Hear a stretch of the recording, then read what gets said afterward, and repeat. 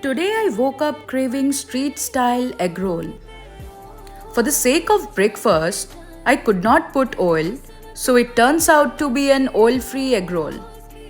This would take merely 10 minutes of yours and give you a profound sense of satiety. Please go to the kitchen right after this video and make one for you too.